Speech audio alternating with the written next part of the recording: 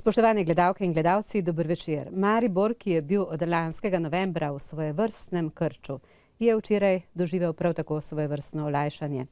Na nadomestnih volitvah za župana je med 11 kandidati v prvem krogu slavil dr. Andrej Fištravec. Dober večer, gospod župan. Dober večer.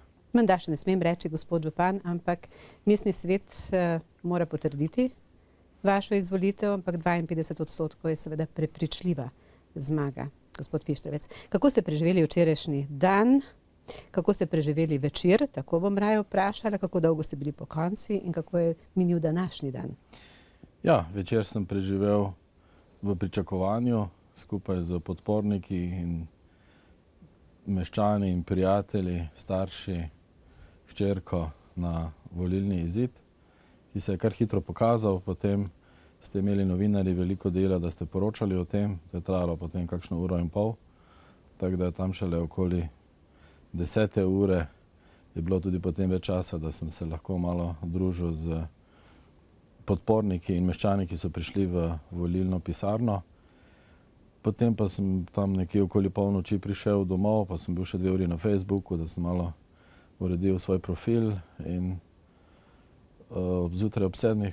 pa je bil nov delovni dan, ki pa je bil danes v veliki meri obeležen zopet z mediji. Z mediji? Ja, mi smo eni zadnjih nocoj in čakajo še odmevi. Še odmevi.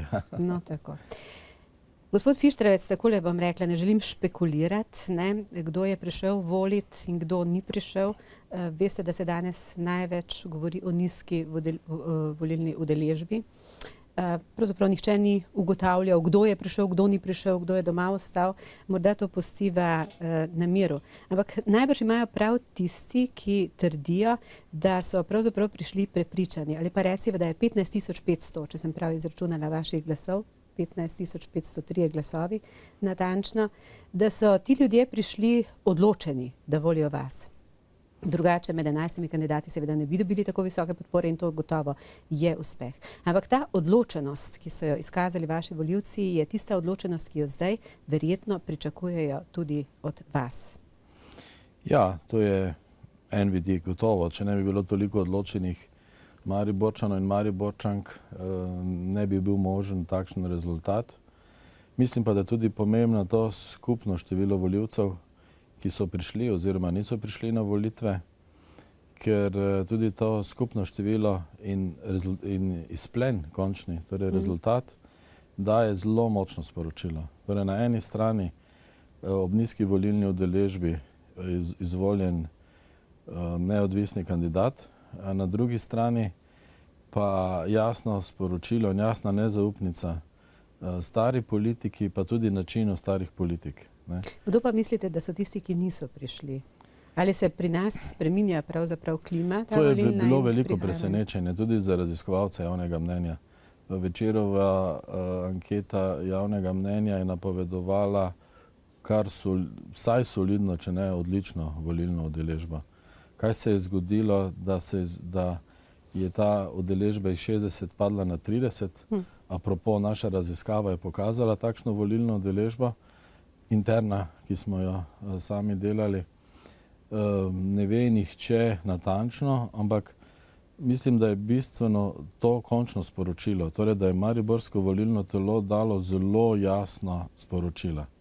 Na eni strani kritiko obstoječemu stanju, na drugi strani pa zavezo novemu županu. In to pa je, se mi zdi v tem trenutku tudi največ, kar je bilo potrebno sporočiti politiki oziroma lokalnim odločevalcem. Lotila se bova problemov, ki ste jih pravzaprav razjasnili tudi že v času volilne kampanje, pa vendarle bi vas zdaj kot sociologa vprašala nekaj. Vi ste tesno povezani z Mariborom, ves čas ste pravzaprav Mariborčan, vsega skupaj, kaj ste bili morda 4 leta odsotni v Ljubljani, pa kakšno leto, ki je v tujini? Ja, bil sem leto dni v tujini, pa ta 4-5 let študija, pa prvi 2 leti, ko sem po rojstvu, so me odpeljali nazaj na Vuhred, v naselje hidrocentrale, kjer je oče gradil hidrocentralo in smo tam prvi 2 leti živeli. Skratka, čisti Mariborčan, bi rekli. In letnik med v 50 letih prejšnjega stoletja rojen. 57-letnik, ja. 57-letnik. Torej, globoko v socializmu. Vi se še dobro spominjate časov, v katerih so se midva oba rodila. To so bili časi, ko pravzaprav so ljudje zelo predvidljivo živeli. Bil je svojevrsten mir, ni bilo morda take blaginje ali ne vsega toliko, ampak ljudje so vedeli, kaj jih čaka. Čaka jih služba od 6 do 2 popoldan, delo doma, mogoče zidenje in tako naprej, pa 10-dnevni dopust v nekih največkrat sindikalnih domovih in tako naprej. Nekako ta čas je bil. Veste, kaj me zanima? V zadnjih 20 let ste vendarle ves čas tudi nekako aktivni, družbeno aktivni. Povsod vas srečujemo. Kaj se je v teh 20 letih zgodilo v Mariboru, da je Maribor pravzaprav bolj padal kot vsa ostala Slovenija? Na koncu ne gre samo za mandat župana Kanglerja, ki ga zdaj menjujete. Gre za 20 let. Točno to. Maribor od leta 1991 stagnira. Če gledamo samo po številu prebivalstva, se prebivalstvo v tem času bistveno ni povečalo. Sosednji grad je v tem času zrastel za 70 000 prebivalcev. In zdaj ključni vzrok za to je, da Maribor znova plačuje ceno družbenih sprememb. Po prvi svetovni vojni, po drugi svetovni vojni je Maribor plačeval to ceno. Sedaj pa je znova plačal zato, ker je plačal ceno prehoda v kapitalizem. In ta prehod je sovpadal z enimi globalnimi spremembami v svetu, kjer se je industrijska proizvodnja začela seliti izven Evrope in se je zelo z lahkoto odpisovala industrijska proizvodnja, ki je bila v Mariboru, v drugem največjem industrijskem mestu bivše skupne države. In tega reza Maribor ni nikdar do sedaj še, bi rekli, amortiziral. Reciva, je bila napaka vsa usmeritev. Ves čas smo poslušali, Maribor bo postal iz industrijskega središča nenadoma kulturno, turistično središče, pa malo podjetništvo bomo razvijali. Zdi se, da zadeva ni uspela in da bo treba zdaj pravzaprav zagrabiti sicer stvari točno na tej točki, ampak zelo modro in zelo pametno peljati naprej. Ja, modro in pametno. Zdaj, vzporedno s tem, ko smo mi izničevali avtomobilsko industrijo, je 40 km severneje nastala nova avtomobilska industrija. Vzporedno s tem, ko smo mi že dolgo pred Gradcem zgradili letališče, ko je Gradec še imel športno letališče, to mariborsko letališče ni postalo mednarodno letališče z nekim vplivom v prostoru, ampak je vzporedno s tem nastajalo je to postalo graško letališče. Torej Maribor je zamudil kar nekaj razvojnih priložnosti, nekaj po lastni krivdi, nekaj po krivdi nacionalne politike. Ampak mislim pa, da je sedaj Mu je škodoval nacionalni interes? Na to mi še hitro povejte, ta sintagma. Po svoje je škodoval, ker v Sloveniji nismo natančno prepoznali, kaj je to nacionalni interes.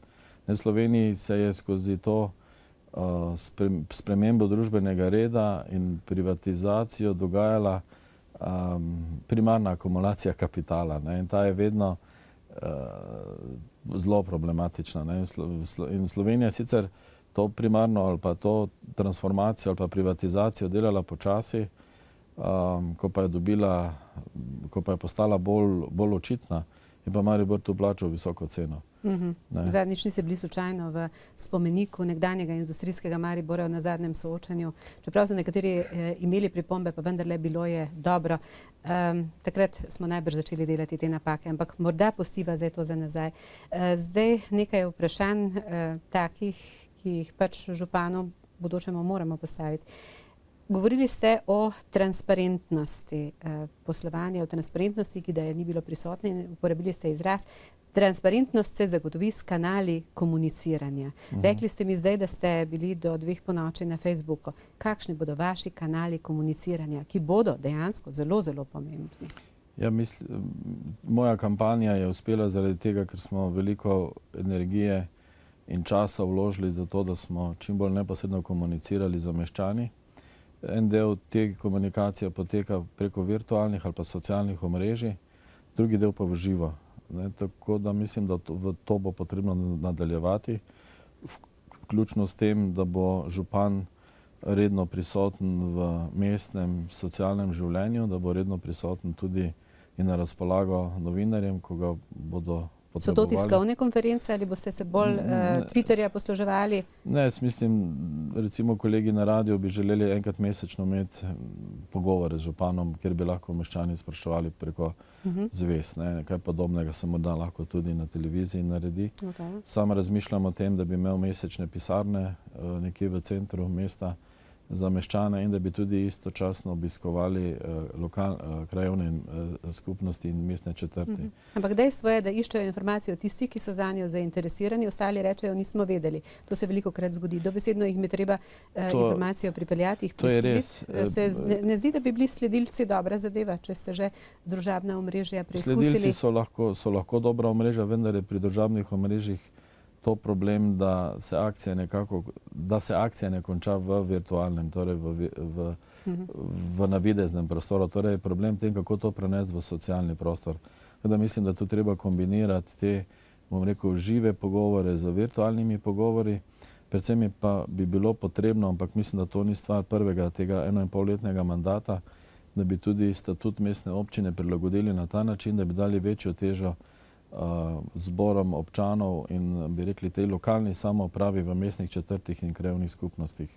Velik del Evrope to počne, velika mesta to počnejo, večja mesta od Maribora to počnejo, deli tako velikih mest, kot so Pariz in Berlin, to počnejo in točno to zdaj delajo kolegi v iniciativi za mestni zbor, kjer skušajo nekako prebuditi to dinamiko lokalnega odločanja v mestnih četrtih in krajevnih skupnostih s sklicevanjem teh alternativnih zborov občanov, ki pa ne bodo dosegli svojega učinka, če ljudje ne bodo ugotovili, da to, kar izgovorijo na teh zborih občanov, ima tudi potem učinek v institucijah. In v marsikje po Evropi to delajo na tak način, da recimo v proračunu se ne sprejemajo stvari, recimo investicije, ki niso dogovorjene z krajani, kjer bi se ne ta investicija dogajala. Ali pa če gre za celo mesto, ali pa cel teritorij z krajani, meščani celotnega teritorija.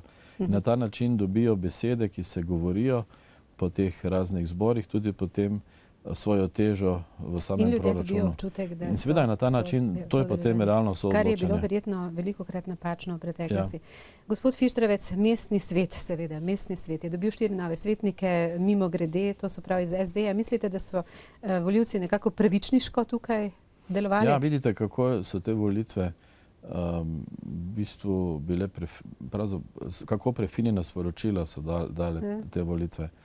Kar mislim, da 37 ali koliko je bilo kandidatov za ta 4 izpraznjena mesta, vendar so volivci odločili, da tisti, ki so bili načelni pri poskusu, da mestni svet se samo razpusti, torej stranka SD, Socialni demokrati, da imajo ponovno pravico, da njihovi kandidati vstopijo v mestni svet. Ampak sodelovati boste morali, gospod Fištravec, zdaj prav s tem mestnim svetom.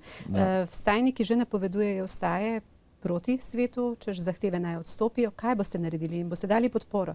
Predvsej veliko besedo imate pri njih. Se pravi, kako se boste obnašali, boste rekli, zmogel bom in šli pred mestni svet, se recimo tudi za določene besede opravičili, kot je gospod Drozg danes nekako rekel, ne?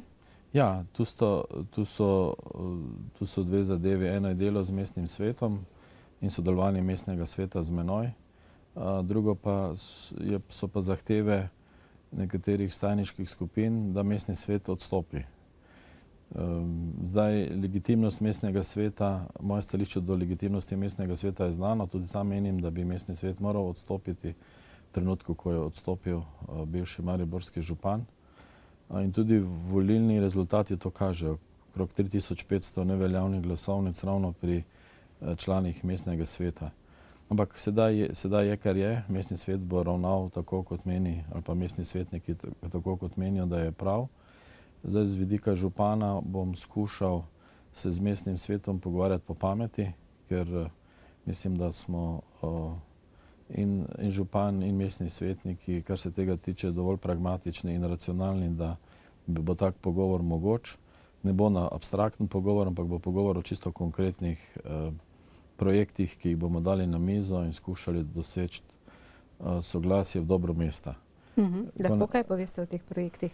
Omenjate jih, tudi v volilni kampanji ste jih omenili, zdaj je morda že čas, da poveste, za kak projekt gre, vsaj enega, dva pravite, da imate. Recimo, če pride kakšna večja investicija v Maribor, je zelo pomembno, da to ni investicija, ki bi potekala samo preko župana ali pa županstva, ampak to je investicija, ki je splošno podprta v mestu. In to tudi pomeni, da potem in župan in mestni svet prevzamete odgovornost za to, da se takšna investicija izpelje. Recimo, je kakšna na vidiku?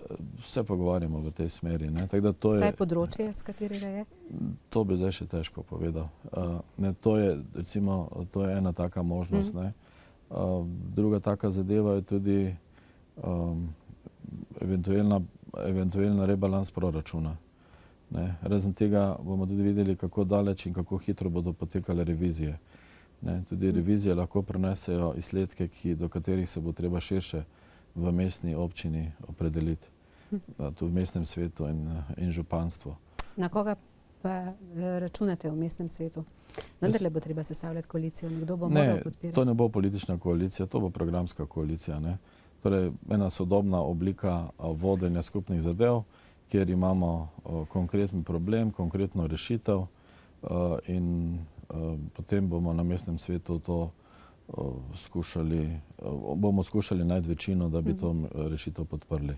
Vedeti moramo, da bo nekje sredi leta potrebno izdelati prioritete za regionalni razvojni načrt, torej za projekte, ki jih bo v naslednjih 6 letih v novi finančni perspektivi bilo možno financirati iz regionalnega evropskega denarja, ki ga dobi Maribor, to je okrog 150 milijonov evrov.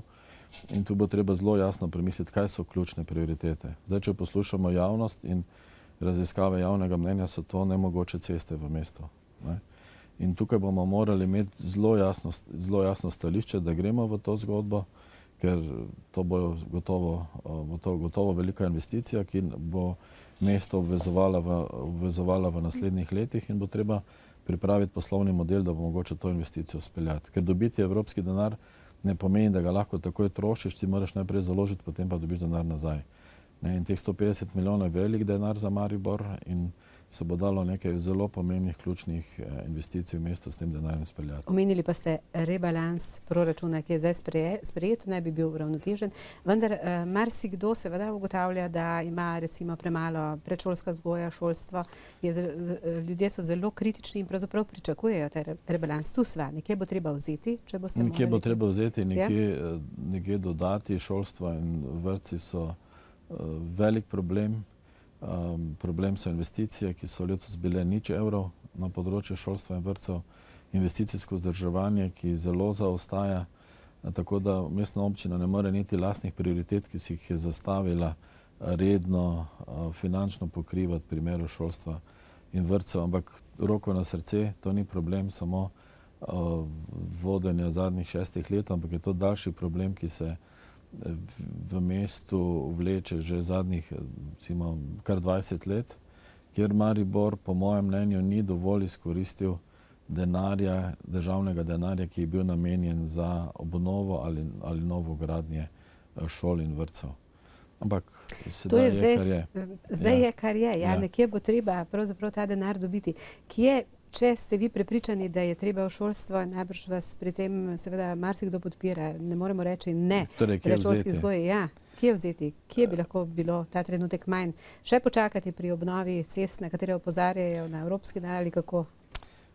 70 milijonov, mislim, tega proračuna je tako ali tako, pravijo, zasedenega z obveznostmi, ki so zakonske. Ja, tu so nekateri komunalni projekti, kjer bodo važne odločitve sprejete v naslednjem mesecu ali 2.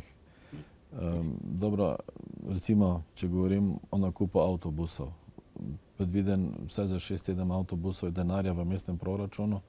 Vozni park se mora počasi menjavati, torej 20 let stari avtobusi, ki so ekološko in ne samo ekološko, ampak z vidika prometne varnosti in prometnega nekega osnovnega ugodja, ki bi ga naj nudili, potovalnega ugodja, ki bi ga naj nudili meščanom, že zdavnaj prestari.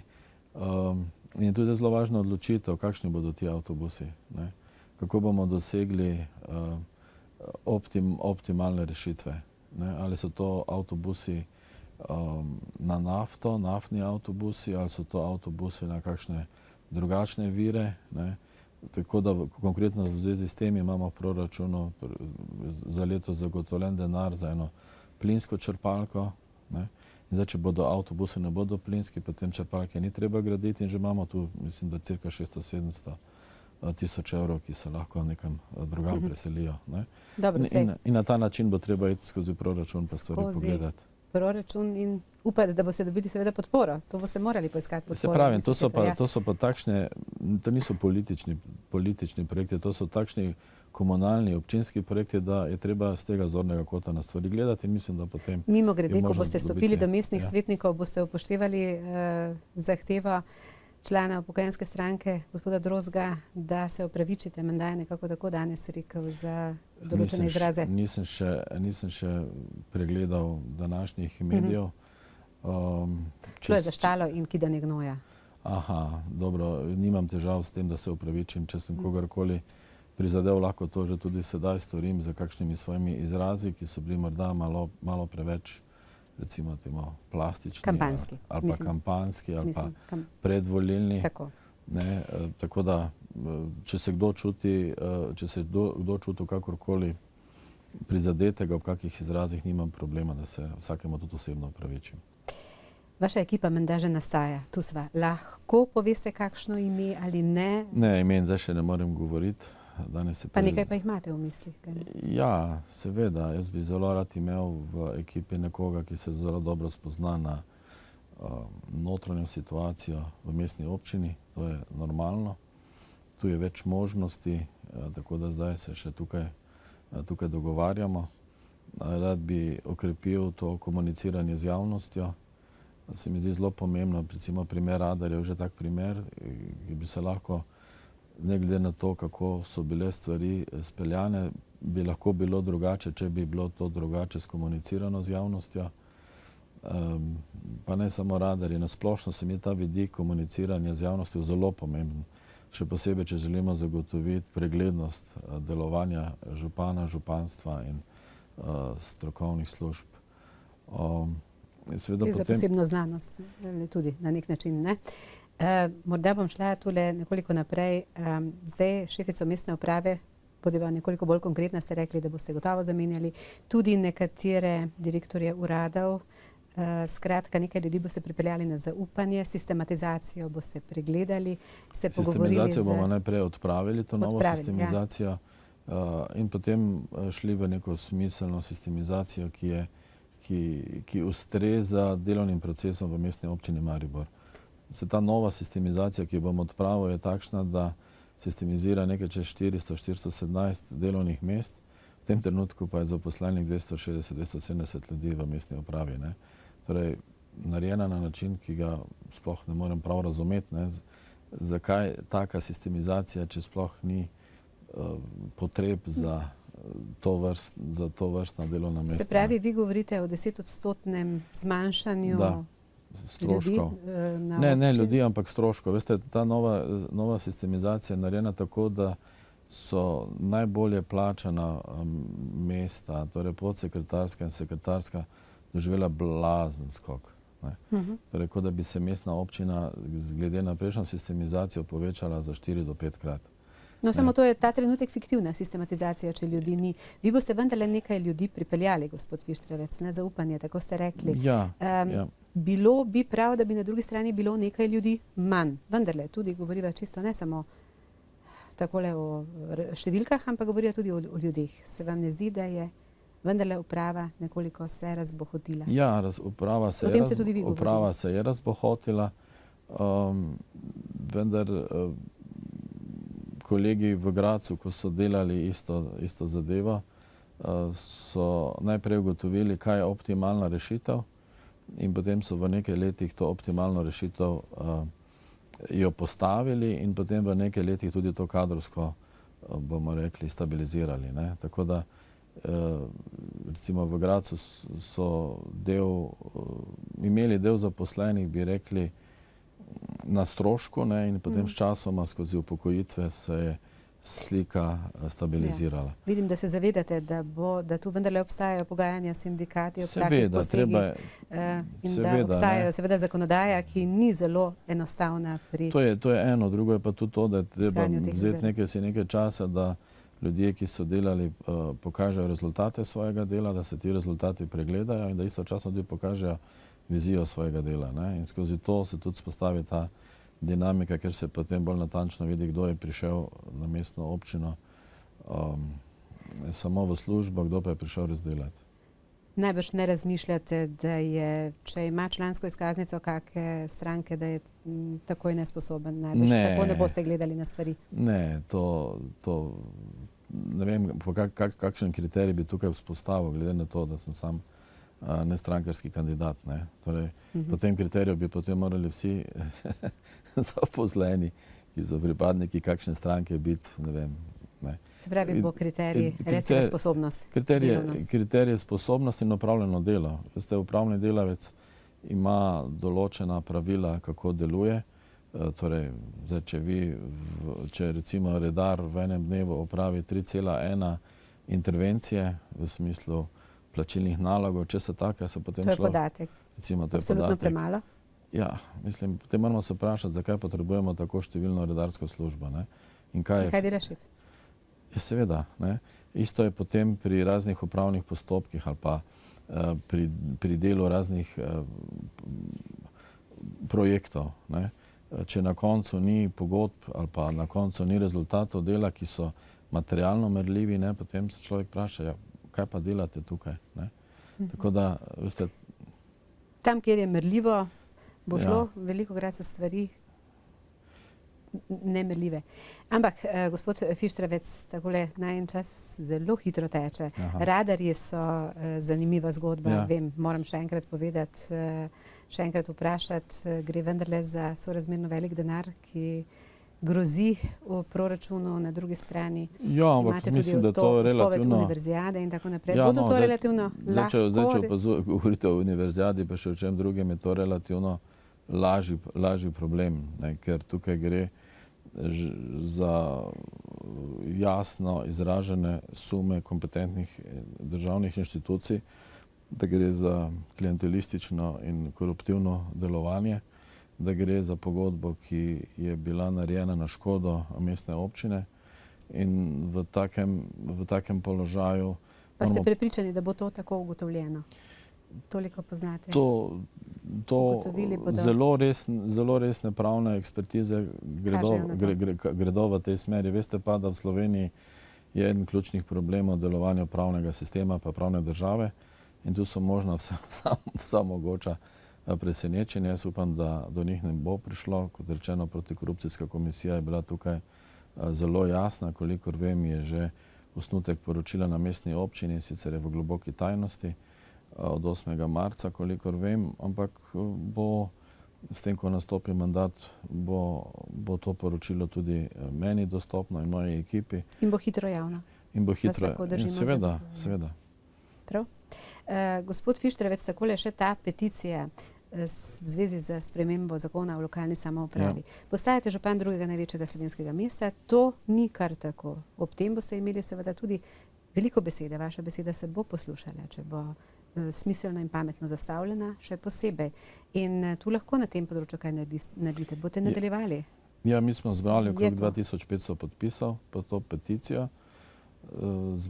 Potrebujemo 5000 podpisov, da se lahko vloži predlog ali pa da se lahko vloži postopek za spremembo zakona v državnem zboru. Zdaj podpisovanje peticije poteka naprej. Kolikor so mi danes povedali, ena od sanjeških skupin je sedaj po koncu te predvolilnih soočenj, mislim, da gre za skupino 29. oktober, se zavezala, da bo peticijo po mestu naprej podpisovala. Tako da lahko počakamo na teh 5000 podpisov, pa gremo z njimi v državni zbor. Druga možnost pa je, da potem kot župan enostavno nagovorim. Zdaj, kolikor vem, je državljanska lista že sprožila postopek za spremembo zakona, ampak samo v tistem delu, kjer gre za odpoklic župana. da jih nekako nagovorim, da bi še dodali ta del za odpoklic mestnega ali občinskega sveta. In na ta način bi tudi peticija dosegla svoj namen, ker v osnovi gre za spremembo zakona. In je čisto vseeno, kdo to vloži. Gospod Fištravec, na hitro mi povejte, katera javna podjetja so zelo dobra, za katerimi že zdaj naprej veste, da stojite in za katerimi ne? Ne bi to kar tako na pamet. Z javnimi podjetji se ne morem kaj dosti ukvarjati, ker enostavno nimam, rekel, čisto formalnega dostopa do podatkov in do njih, tako da ne bi kar tako na pamet govoril. Ve pa se za 40-milijonski kredit Marifarma? Težave, šefica lekarn že napoveduje sestanek tudi z vami. Prav danes tega niste uspeli prebrati. Se želi z vami sestati in okrog tega? Ja, se tudi okoliški župani že imajo ta interes, da se čim prej dobimo, pa da začnemo to reševati. Tukaj moja ocena je, da je sama investicija bila slabo vodena, bila je enostavno predraga. To pa pomeni, da bi se s tem denarjem moralo dosti več zgraditi oziroma dosti manj denarja porabiti za to, kar se je zgradilo. Ampak to je stara bolezen zadnjih 6 let v Mariboru, da se preveč denarja troši za gradnjo. In da pač ta denar potem, se veste, kaj se z njim se potem dogaja. Klientelizma, nepotizma in tega pri vas ne bo? Absolutno. Klientelizem in nepotizem je odnesel bivšega župana in povzročil te nemire v Mariboru in tudi v Sloveniji. In mislim, da če kaj, potem so mariborske volitve pokazale, da enostavno slovenska javnost tega več ne želi tolerirati. Hvala lepa za obisk v studiu in za odgovore na ta vprašanja. Hvala lepa za povabilo. Cenjene gledalke in gledalci, vam pa hvala za pozornost in lahko noč.